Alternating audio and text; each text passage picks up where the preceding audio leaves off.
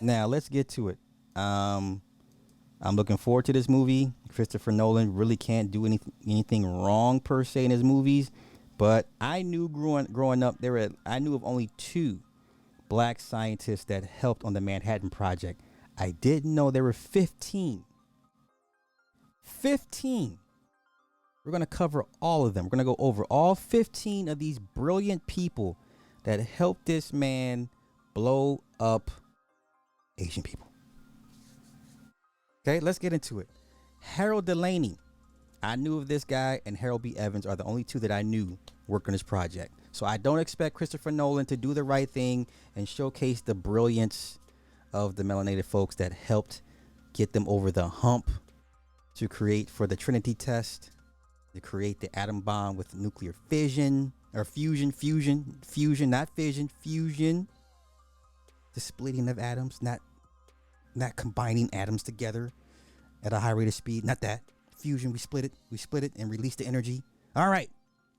Harold Delaney, Philadelphia, worked as a chemist during the Manhattan Project at the University of Chicago's metallurgical laboratory known as Met Lab.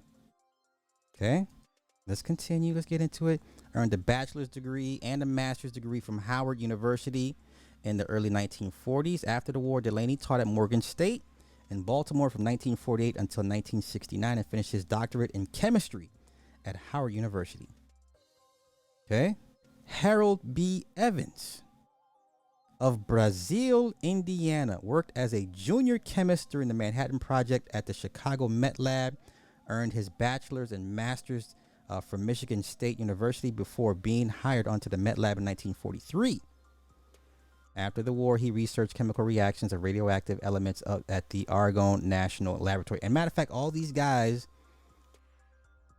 helped Oppenheimer write letters to the army to not use the very thing they created to blow things up. Make it make sense. Maybe they didn't know what they were building or they're going to use it for. I don't know. But they all wrote letters begging the president and the army to not use the very thing they were brought in to build. Let's continue. James Ford, lab assistant at the Nash Garage building at Columbia University during the Manhattan Project. He was the only African American working in the building during the project. Ford was hired onto the project in 1944 by the Union Carbide and Carbon Company to clean test tubes as scientists worked to develop the gaseous diffusion process. He told the Atomic Heritage Foundation that he was laid off after the war, while the white scientists working in the building were transferred to Los Alamos, New Mexico. Uh-oh, we got some sisters? Who's these? Okay, that's not them. Okay. He went to Brooklyn College and began working at the Columbia Broadcasting System, later earning his master's degree in public administration. He served as director of health services for San Diego County and worked with several local organizations to help improve minority and low-income health care. Okay. Ralph Gardner Chavis, Cleveland, Ohio, worked as a chemist at the University of Chicago's Met Lab during the Manhattan Project. After earning a bachelor's in chemistry from the University of Illinois, Gardner Chavis began working as a research assistant in the Chicago Met Lab in 1943. He worked closely with European refugee Enrico Fermi, who created the world's first nuclear reactor. There's nothing that built on this planet that didn't involve black folk. Nothing. Let's continue. Gardner Chavis's plutonium research was used to develop the Fat Man atomic bomb. Fat Man and Little Boy were the names. Hiroshima and Nagasaki, Fat Man and Little Boy. As a matter of fact, they made a movie years ago, Paul Newman, called Fat Man and Little Boy. He spent 2 years waiting tables after the Manhattan Project before becoming a research chemist and project leader for Standard Oil in his hometown. He earned his master's degree and doctorate from Case Western Reserve University while he worked there. Okay. Jasper Jeffries of Winston-Salem, North Carolina, worked as a physicist at the University of Chicago Met Lab from 1943 to 1946. Jeffries earned his bachelor's degree at West Virginia State College and a master's in physical sciences at the University of Chicago. Jeffries was one of 70 scientists and workers at the Met Lab to sign the Zidler petition. This is the petition, yeah, asking President Harry Truman not to drop the atomic bomb on Japan without first demonstrating its power. Okay, let's continue.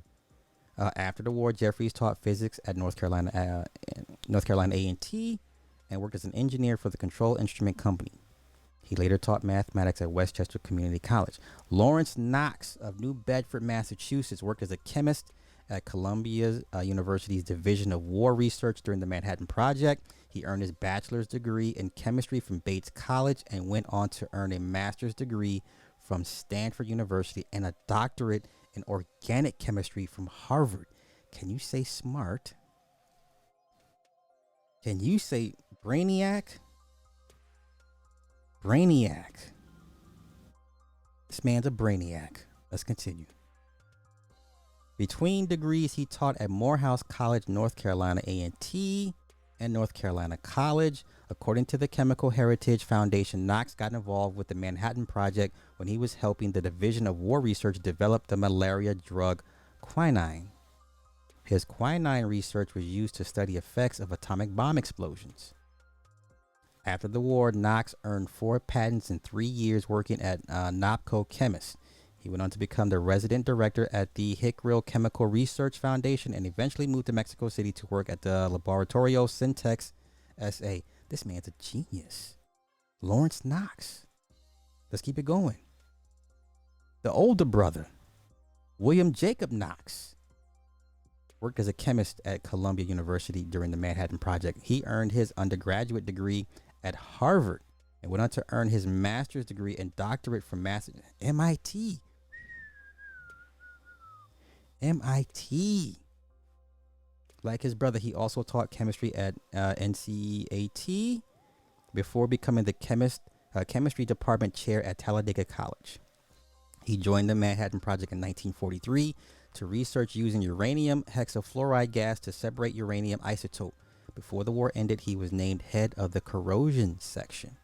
These are brilliant, brilliant men.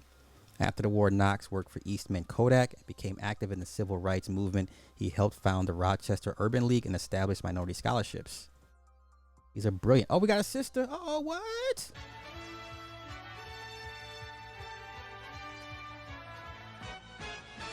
Gotta give the sister some shine. Blanche Lawrence worked as a research assistant in the Chicago Met Lab's Health Division. Lawrence received her bachelor's degree from Tuskegee. She was the widow of Tuskegee Airman Captain Irwin Lawrence of the 99th Pursuit Squadron, who died on a strafing mission over an enemy airfield near Athens, Greece. Okay. After the war, she continued to serve the country as a technician at Argonne National Laboratory. She became a junior biochemist within 4 years of beginning work there. Okay. Samuel Massey Jr., Little Rock, Arkansas, worked as a chemist at Iowa State University's Ames Laboratory during the Manhattan Project. He applied to the University of Kansas after junior college, but was denied because of his race. He instead went to Arkansas Agricultural, Mechanical, and Normal College, now University of Arkansas campus, and graduated summa cum laude with a bachelor's in chemistry. Listen, the science of STEM has always been our best friend. STEM has always been our best friend. The most brilliant of minds of black folk have always been involved in STEM. That has never changed. It's never changed. Let's continue. He earned his master's in chemistry from Fisk, went on to complete his PhD at Iowa State, then began working as a research assistant to Manhattan Project consultant Henry Gilman. After the war, Massey finished his doctorate and went on to teach chemistry at Langston University in Oklahoma, where he became the chemistry department chair. He later taught in and chaired the chemistry department at Fisk University too. Massey served as the president of North Carolina College in 1966. President Lyndon B. Johnson appointed him as the first African American professor to serve at the United States Naval Academy. Wow. In his honor, the Department of Energy created the Samuel P. Massey Chairs of Excellence program for African American students in 1993. All right, come on. Another sister. We got another sister.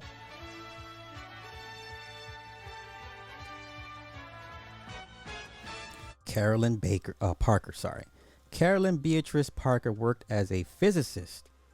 Oof, she got a big brain. On the Dayton Project, which was part of the Manhattan Project.